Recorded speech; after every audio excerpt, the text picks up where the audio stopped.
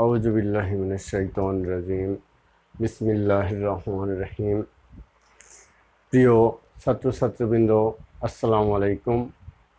আমি মোহাম্মদ হারুন রশিদ, সহকারী অধ্যাপক হিসাব বিজ্ঞান, মীর আব্দুল করিম কলেজ, মির্জানগর, মিরপুর, কুষ্টিয়া। আমরা গত ক্লাসে হিসাবের শ্রেণী বিভাগ নিয়ে আলোচনা করেছিলাম, যে সনাতন পদ্ধতি শেষ করেছিলাম। আধুনিক পদ্ধতির শ্রেণী বিভাগটা আমাদের বাদ ছিল। আমরা সেটা সহ ডেবিট এবং ক্রেডিট নির্ণয় একবারে আমরা শেখার চেষ্টা করব। আমরা আবার সনাতন পদ্ধতিতেই ফিরে আসি। সনাতন পদ্ধতি অনুসারে হিসাব তিন প্রকার: ব্যক্তিবাচক হিসাব, সম্পত্তিবাচক হিসাব, নামিক বা আয় ব্যয়বাচক হিসাব।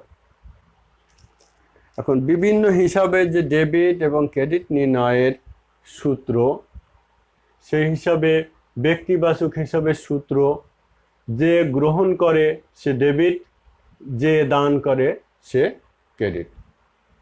ব্যক্তিবাচক হিসাবের সূত্র দাঁড়াচ্ছে যে গ্রহণ করে সে ডেবিট, যে দান করে সে ক্রেডিট। যেমন উদাহরণ দিতে পারি আমরা, রহিমকে 500 টাকা প্রদান করা হলো। তো এখানে রহিম গ্রহণ করলো, তাহলে রহিম হিসাব ডেবিট, নগদ টাকা চলে গেল, নগদান হিসাব ক্রেডিট। সম্পত্তিবাচক হিসাবে সম্পত্তি আসলে ডেবিট, সম্পত্তি চলে গেলে ক্রেডিট। সম্পত্তি আসলে ডেবিট, সম্পত্তি চলে গেলে ক্রেডিট। নামিক বা আয় ব্যয়বাচক হিসাব, খরচ ও ক্ষতি হলে ডেবিট, আয় ও লাভ হলে ক্রেডিট। খরচ ও ক্ষতি হলে ডেবিট, আয় ও লাভ হলে ক্রেডিট। তাহলে আমরা সনাতন পদ্ধতি অনুসারে যে সূত্র পড়লাম, আমরা এই সূত্রকে প্রয়োগ করার জন্য আমরা এর আগে যে লেনদেন পড়েছিলাম, লেনদেনের ভিতরে বৈশিষ্ট্যের ভিতরে পড়েছিলাম দ্বৈত সত্তা, দুইটা পক্ষ থাকতে হবে। তো এখানে প্রত্যেকটা লেনদেনের ভিতরে দুইটা করে পক্ষ থাকবে। একটা পক্ষ সুবিধা গ্রহণ করবে, আর একটা পক্ষ সুবিধা দান করবে।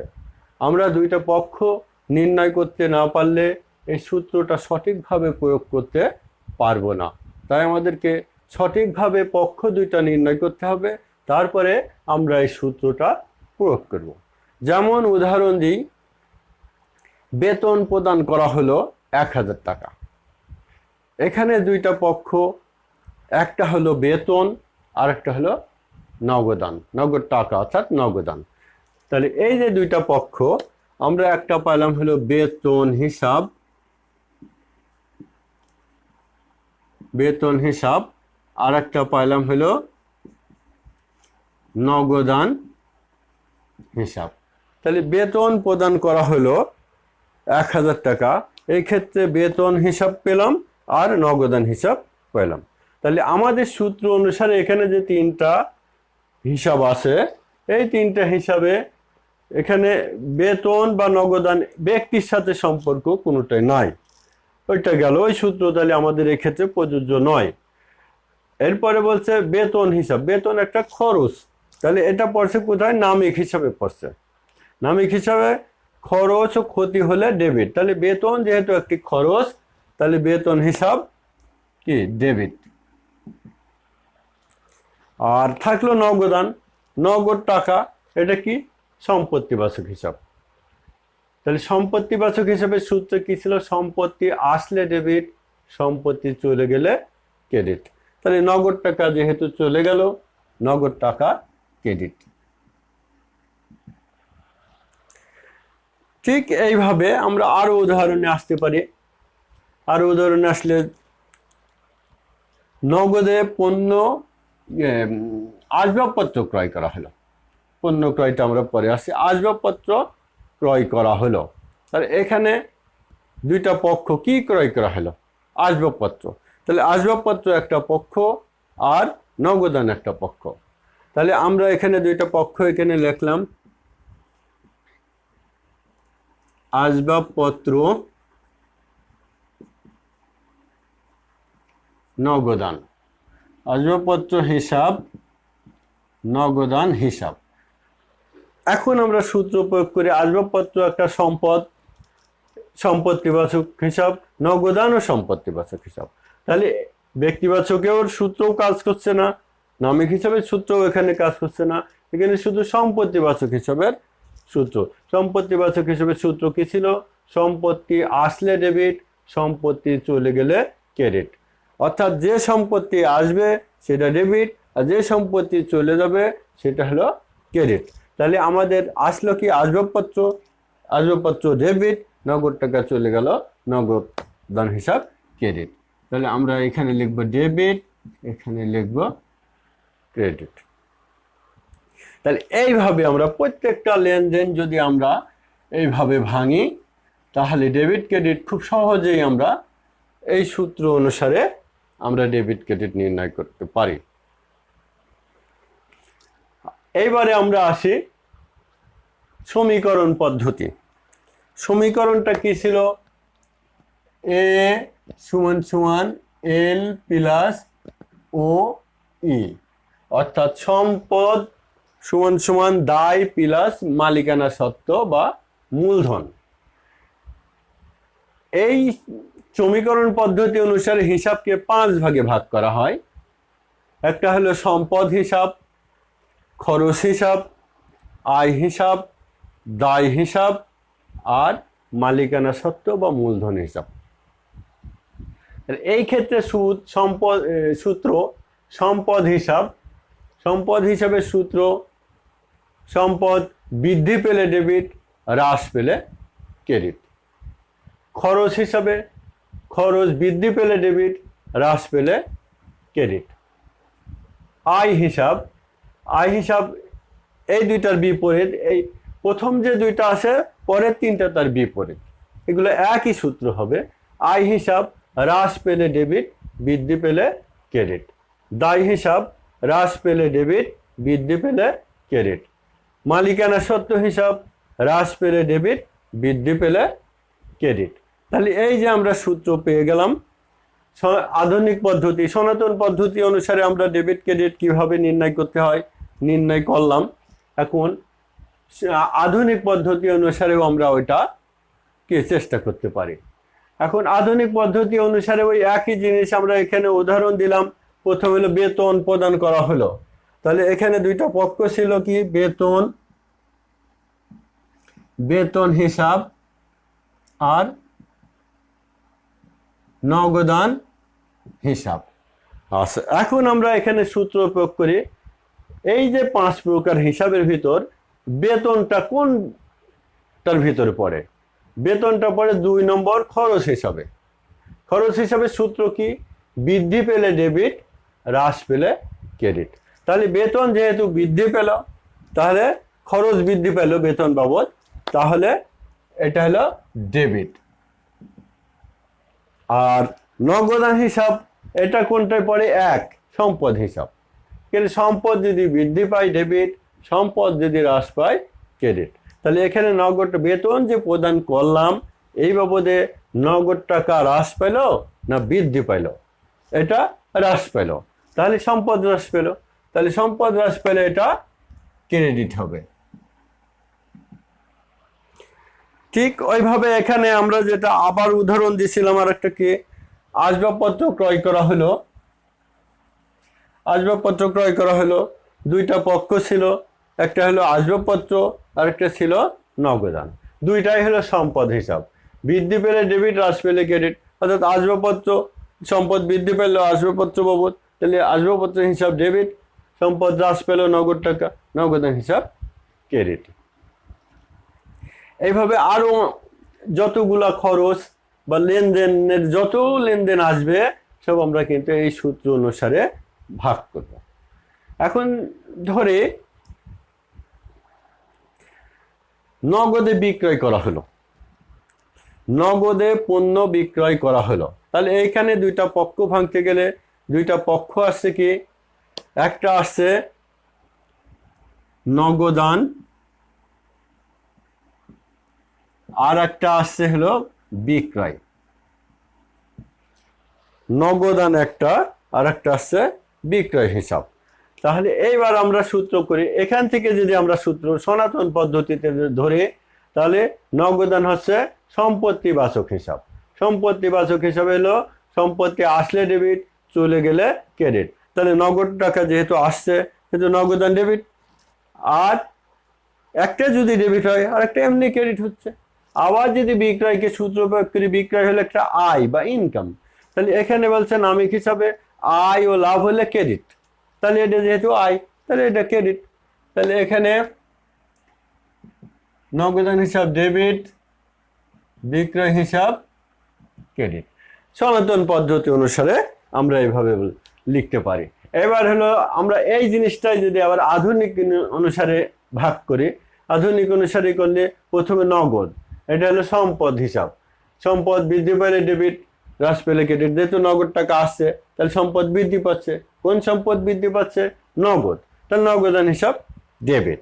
আবার বিক্রয়টা হচ্ছে কি আয় হিসাব। আয় হিসাব হ্রাস পেলে ডেবিট, বৃদ্ধি পাইলে ক্রেডিট। তাহলে বিক্রয় করলে আয় তো বৃদ্ধি পায়, তাহলে এটা কি হলো? বিক্রয় ক্রেডিট।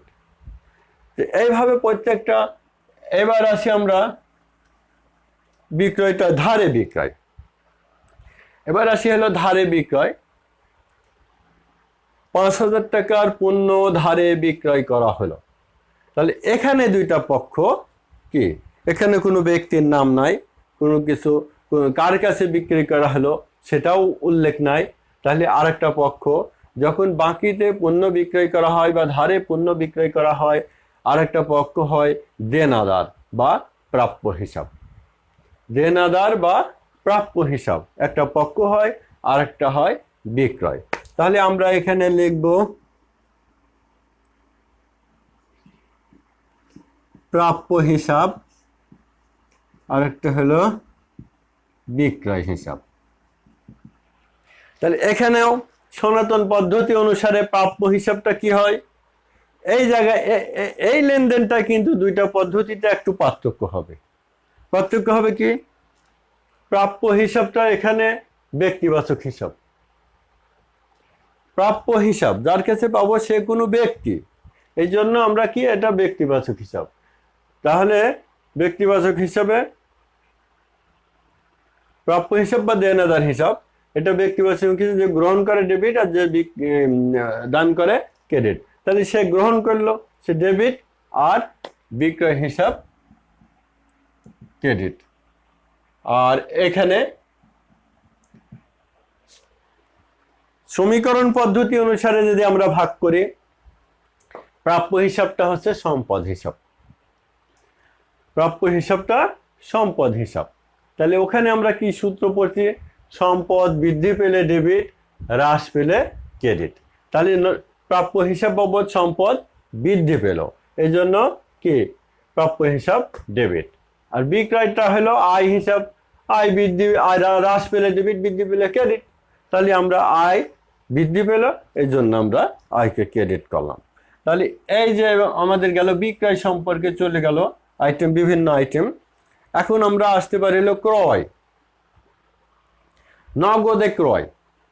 নগদে ক্রয়, এখানে দুইটা পক্ষ আসছে হলো একটা ক্রয়, ক্রয় হিসাব, আর একটা হচ্ছে নগদান হিসাব।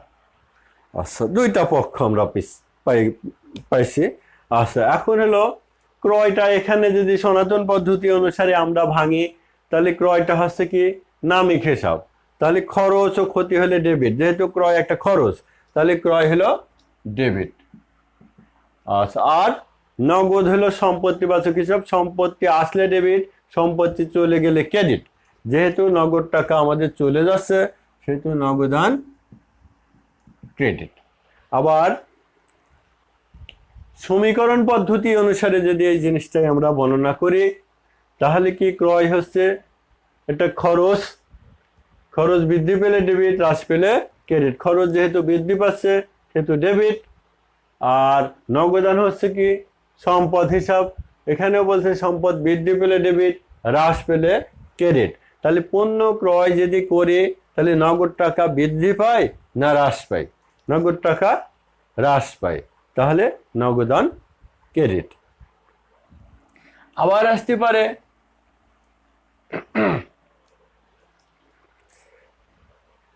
চেকের মাধ্যমে ক্রয়। চেকের মাধ্যমে ক্রয়, তাহলে এখানে দুইটা পক্ষ আসছে কি, একটা হলো ক্রয়, আরেকটা চেক। চেকের মাধ্যমে হলে ব্যাংক হিসাব, আরেকটা হচ্ছে ব্যাংক হিসাব। একটা হলো ক্রয়, আরেকটা হলো ব্যাংক হিসাব। তাহলে এইবার আমরা সনাতন পদ্ধতি অনুসারে সূত্র প্রয়োগ করলে ক্রয় হিসাবটা হচ্ছে নামিক হিসাব। নামিক হিসাবের সূত্র কি ছিল, খরচ ও ক্ষতি হলে ডেবিট, আর আয় ও লাভ হলে ক্রেডিট। তাহলে ক্রয় যেহেতু একটা খরচ, তাহলে ক্রয় হিসাব ডেবিট। আচ্ছা, এরপরে হলো ব্যাংক হিসাব। ব্যাংক হিসাবটা এর ভিতরে কোনটার ভিতর পড়ে, ব্যক্তিবাচক হিসাবের ভিতরে পড়ে। আমরা ব্যক্তিবাচক হিসাবের সূত্রে পড়েছিলাম, কি পড়েছিলাম, ব্যক্তি বা প্রতিষ্ঠানের নামে যে হিসাব রাখা হয় সেটা হলো ব্যক্তিবাচক হিসাব। হ্যাঁ, তাহলে ব্যক্তি বলতে কি বলছে, বিভিন্ন ব্যক্তির নাম, রহিম হিসাব, করিম হিসাব ইত্যাদি। আর প্রতিষ্ঠান বলতে ব্যাংক, বিমা, হ্যাঁ, বিভিন্ন কোম্পানি ইত্যাদি। এইগুলো হলো কৃত্রিম ব্যক্তি, এইগুলাও কিন্তু ব্যক্তিবাচক হিসাবে সূত্র অনুসারে। এখানে যে গ্রহণ করে সে ডেবিট, আর যে দান করে সে ক্রেডিট। তাহলে এই ক্ষেত্রে হলো ব্যাংক কি করছে, দান করছে, তাহলে ব্যাংক ক্রেডিট। সমীকরণ পদ্ধতিতে আসি। এবার এই লেনদেনটাই চেকের মাধ্যমে পণ্য ক্রয়। তাহলে ক্রয়টা আসছে হলো আমাদের খরচ হিসাব। খরচ বৃদ্ধি পেলে ডেবিট, হ্রাস পেলে ক্রেডিট। তাহলে ক্রয় বাবদ খরচ বৃদ্ধি পেয়েছে, তাহলে ক্রয় হিসাব ডেবিট। আর ব্যাংকটা হচ্ছে কি, ব্যাংক আসছে হলো সম্পদ হিসাব এখানে। তাহলে ব্যাংক সম্পত্তি হ্রাস পাচ্ছে, তাহলে ব্যাংক ক্রেডিট। তাহলে একই জিনিস এখানে একটু তফাৎ হলো, এখানে ব্যাংকটা এখানে সনাতনে ব্যক্তিবাচক হিসাব দেখানো হলো, আর সমীকরণে কিন্তু সেটা সম্পদ হিসাব দেখানো হলো। ঠিকভাবে প্রাপ্য হিসাব বা দেনাদার এখানে হলো ব্যক্তিবাচক হিসাবে দেখানো হয়, আর এখানে সম্পদ হিসাবে দেখানো হয়। এইগুলাই শুধু পার্থক্য, কিন্তু ডেবিট এবং ক্রেডিট নির্ণয়ের ক্ষেত্রে একই জিনিস লেখা হয়ে থাকে। প্রিয় ছাত্রছাত্রীরা, আমরা আশা করি ডেবিট এবং ক্রেডিট নির্ণয় খুব সহজেই বুঝতে পারছি। ডেবিট এবং ক্রেডিট নির্ণয়ের ক্ষেত্রে আরেকটা জিনিস মনে রাখতে হবে, খরচ জাতীয় লেনদেন, যেমন বেতন প্রদান, ভাড়া প্রদান, বিজ্ঞাপন বাবদ প্রদান, বিমা সেলামি প্রদান, যত খরচগুলো আছে খরচগুলো সবই কিন্তু এখানে নামিক হিসাবের ভিতরে আসবে। ঠিক ওইভাবে আয়গুলো সবই হলো কি, নামিক হিসাবের ভিতরে আসবে। সূত্রগুলো যদি আমরা যথাযথভাবে মুখস্থ করি এবং বুঝি, তাহলে কিন্তু ডেবিট ক্রেডিট নির্ণয় করার ক্ষেত্রে কোনো অসুবিধা হবে না। খুব সহজেই আমরা এটা বুঝতে পারবো। আর এইটা যদি আমরা বুঝতে পারি, তাহলে কি জাবেদা চ্যাপ্টারে জাবেদাটা আমাদের সঠিকভাবে আমরা বুঝতে পারবো। কারণ জাবেদাতে ভুলই হবে হলো ডেবিটটা ক্রেডিট করব বা ক্রেডিটটা ডেবিট করবো, এই যে উল্টাই ফেলবো বা ভুল কিছু লিখবো। এগুলো কেন হয়, সূত্র যদি না পড়া হয় তাহলে কিন্তু নিয়মের বাইরে চলে যায়। তাই তোমরা এই সূত্রটা খুব সুন্দরভাবে পড়বে এবং বাড়িতে চর্চা করবে। আশা করা যায় এই সূত্র যদি ঠিক মতো পড়ো, তাহলে তোমরা অঙ্ক খুব সহজেই বুঝতে পারবে। তো এই হলো ডেবিট এবং ক্রেডিট নির্ণয়ের সূত্র।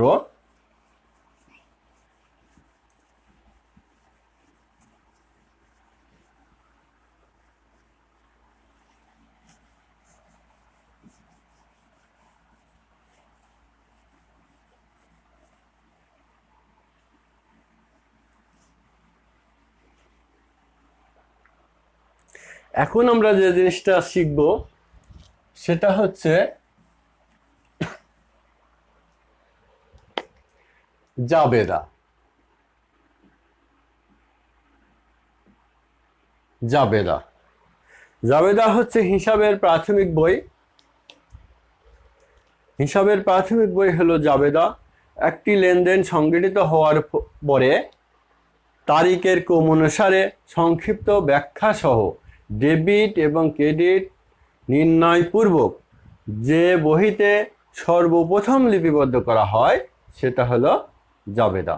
অর্থাৎ লেনদেনটা যখন সংগঠিত হবে যে তারিখে, সে তারিখে ক্রম অনুসারে সাজিয়ে সেটাকে ডেবিট এবং ক্রেডিট নির্ণয়পূর্বক সংক্ষিপ্ত ব্যাখ্যা সহ যে বহিতে লেখা হয় সেটা হলো জাবেদা।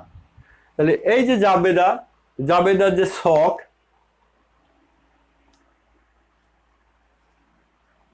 জাবেদার ছক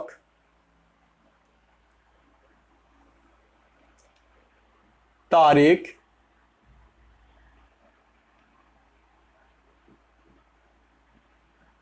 বিবরণ,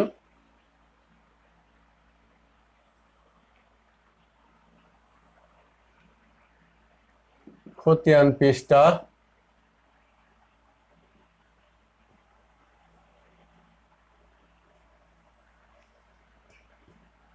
ডেবিট টাকা,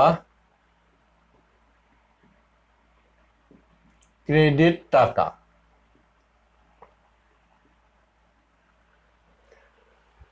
এগুলো জাবেদার ছক, তারিখ, বিবরণ, খতিয়ান পৃষ্ঠা, ডেবিট টাকা, ক্রেডিট টাকা। তাহলে জাবেদা কিন্তু এটা আলাদা কিছু না। আমরা একটু আগে যেটা বললাম ডেবিট এবং ক্রেডিট নির্ণয়ের যে নিয়মটা পড়লাম, ডেবিট এবং ক্রেডিট নির্ণয় করতে পারলে জাবেদা কিন্তু 80% শেষ হয়ে গেল, শুধু ব্যাখ্যাও থাকলো। কোনো কোনো সময় ব্যাখ্যা দেওয়ার প্রয়োজন নাই, প্রশ্নে বলা থাকে, তার মানে সেই ক্ষেত্রে আবার 100% হয়ে গেল। ডেবিট ক্রেডিট নির্ণয় করতে পারলেই কিন্তু জাবেদার কাজ শেষ হবে। তাহলে জাবেদা কিভাবে করতে হয় আমরা দেখাই উদাহরণ। তাহলে ওপরে লিখবো জাবেদা, তারিখ, বিবরণ, খতিয়ান পৃষ্ঠা, ডেবিট টাকা, ক্রেডিট টাকা। তাহলে আমরা একটা অঙ্কে আসি।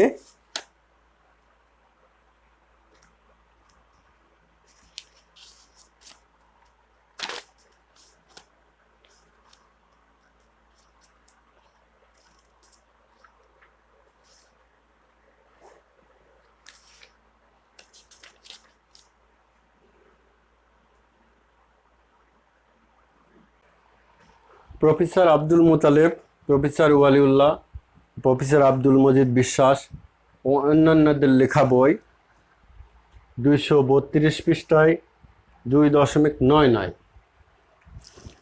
এখানে বলা আছে 2011 সালে 1 জুলাই মিস্টার আরাফাত নগদ 50,000 টাকা ও 30,000 টাকা ব্যাংক জমা নিয়ে ব্যবসা আরম্ভ করিল।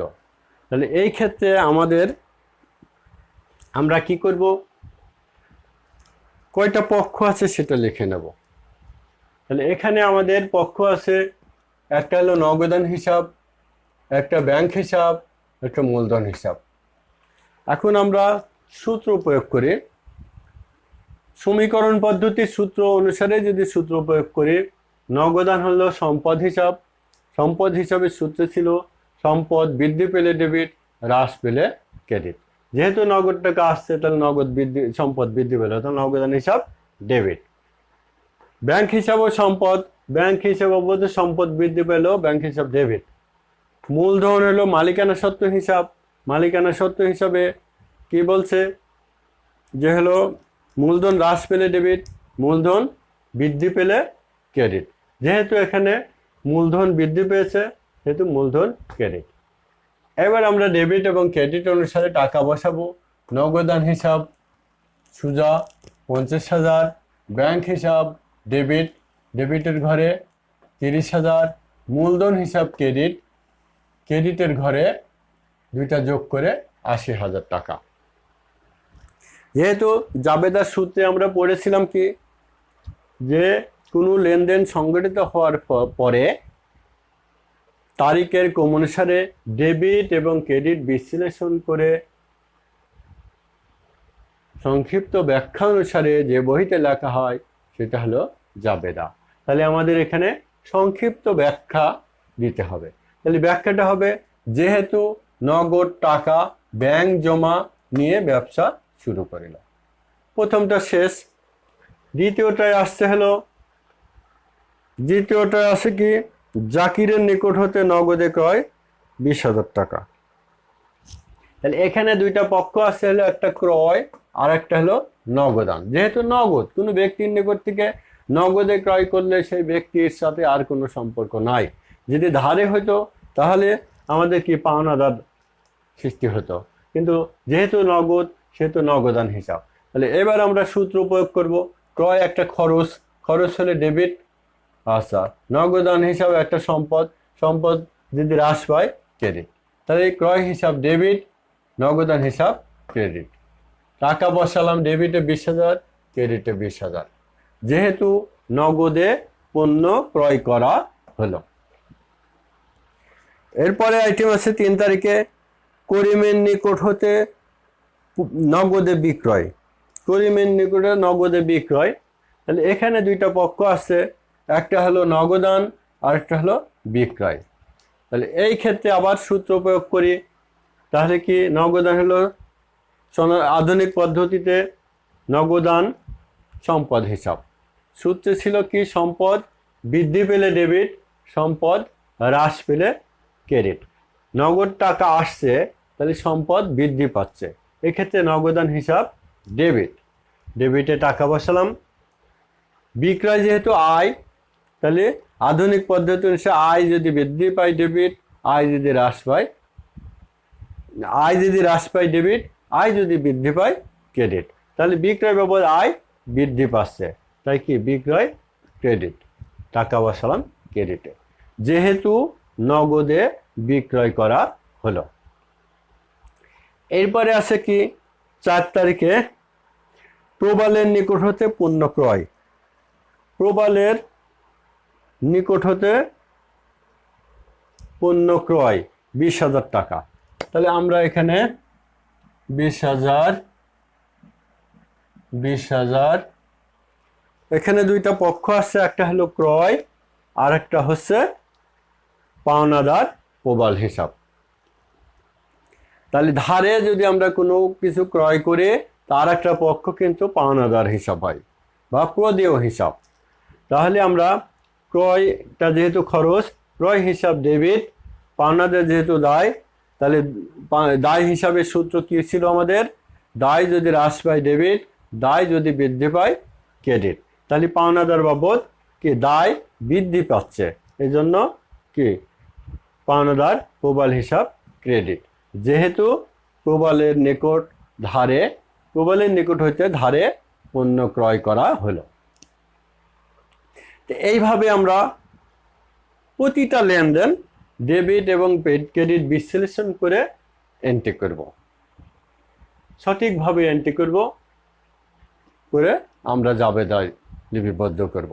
যাই হোক, তোমরা বাড়িতে চর্চা করবে।